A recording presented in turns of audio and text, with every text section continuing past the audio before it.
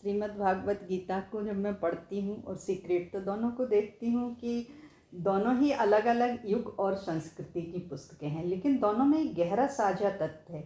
आधुनिक पुस्तकों में ग्रेटिट्यूड को सफलता, खुशी का सूत्र कहा गया है, जबकि गीता हजारों वर्ष पहले ही कृतज्ञ भाव, संतोष, समर्पण को जीवन का आधार बता चुकी है। ग्रेटिट्यूड क्या है?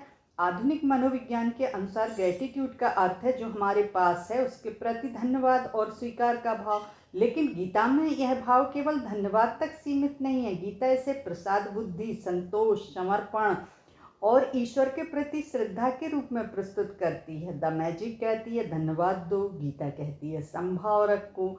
द मैजिक में बार बार कहा गया है जिस चीज़ के लिए धन्यवाद दोगे वह बढ़ेगी, जबकि गीता में कृष्ण अर्जुन से कहते हैं सुख दुख, लाभ हानि, जय पराजय में संभाव रखो। अर्थात केवल अच्छी परिस्थितियों में ही नहीं बल्कि कठिनाइयों में भी संतुलित रहना उच्च चेतना है। आधुनिक ग्रेटिट्यूड सफलता के लिए है, गीता की कृतज्ञता आत्मशुद्धि के लिए। आज की कई पुस्तकें ग्रेटिट्यूड को आकर्षण के नियम, लॉ ऑफ अट्रैक्शन से जोड़ती हैं कि धन्यवाद देने से धन, अवसर और सफलता आकर्षित होगी, लेकिन गीता का दृष्टिकोण इससे अधिक गहरा है। गीता कहती है कर्म करो, फल की चिंता मत करो।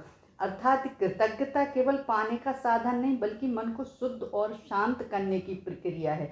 गीता का प्रसाद बुद्धि और ग्रेटिट्यूड में एक सुंदर सिद्धांत है कि जो भी जीवन में मिले उसे ईश्वर के प्रसाद की तरह स्वीकार करना, यही ग्रेटिट्यूड का सर्वोच्च रूप है। क्योंकि आधुनिक ग्रेटिट्यूड अक्सर अच्छी चीज़ों के लिए धन्यवाद सिखाता है, लेकिन गीता में दुख में भी सीख देने की दृष्टि देती है।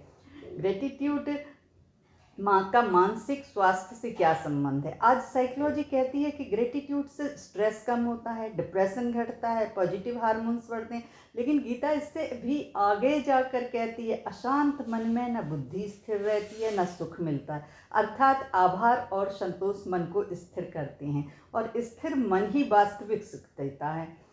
आधुनिक ग्रेटिट्यूड गीता की कृतज्ञता इच्छा पूरी करने पर केंद्रित, आत्मबोध पर केंद्रित, एक बाहरी सफलता के लिए है तो दूसरा आंतरिक सफलता के लिए है। एक पॉजिटिव थिंकिंग सिखाता है तो दूसरा समत्व योग, एक अट्रैक्शन तो एक आत्मनियंत्रण। केवल धन्यवाद के साथ साथ गीता में समर्पण भी। तो द मैजिक हमें सिखाती है धन्यवाद देकर जीवन में सकारात्मकता बढ़ाई जा सकती है, जबकि गीता कृतज्ञता केवल सुख पाने का माध्यम ही नहीं बल्कि आत्मा को शांत और मुक्त करने का मार्ग है। लेकिन गीता की कृतज्ञता हमें जीवन